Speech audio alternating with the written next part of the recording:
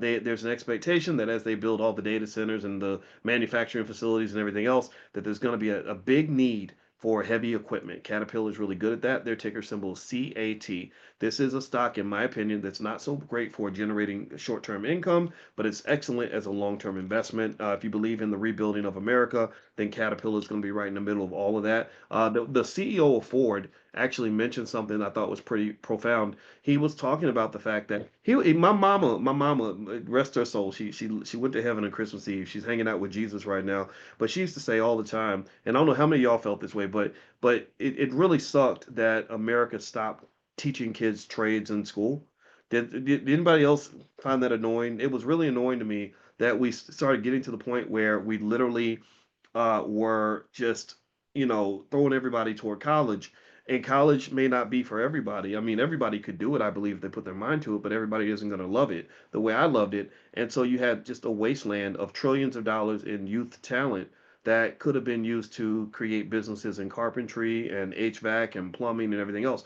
Well, guess what?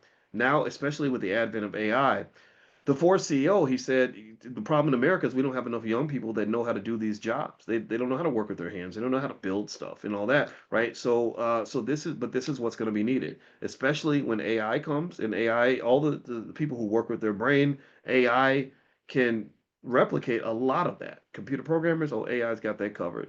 If you are an accountant, oh, AI can do that, right? If you if you are a strategist, AI can strategize as well as you can, right? So ultimately, the ability to do things and build things and all that is something AI can't do right now as well as humans.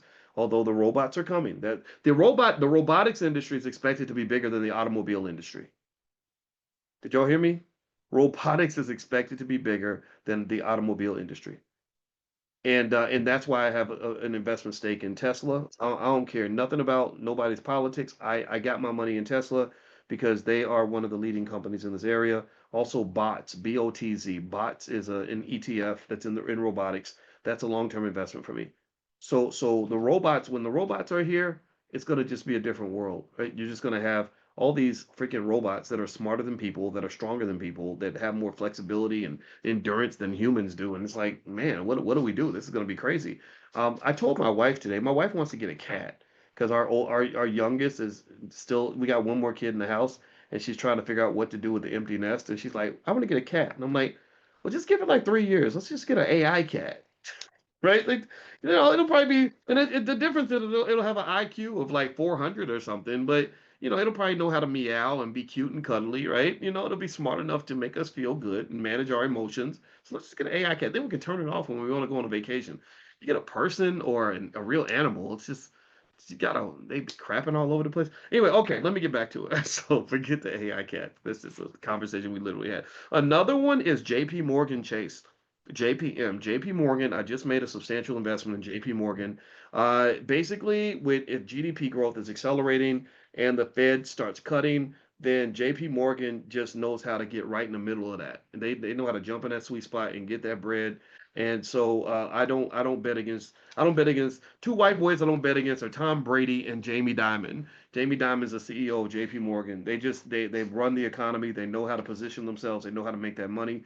So JP Morgan could be a nice long-term stock that you can dollar cost average into. I believe it's a generational stock. It's the kind of stock that you invest in consistently over a 30-year period, pass it to your child, and then they become owners of JP Morgan, and then you've got a nice little black-owned business that's yours. And what I mean by black-owned business is you're black, you own it, that's black-owned. You're just not doing the work.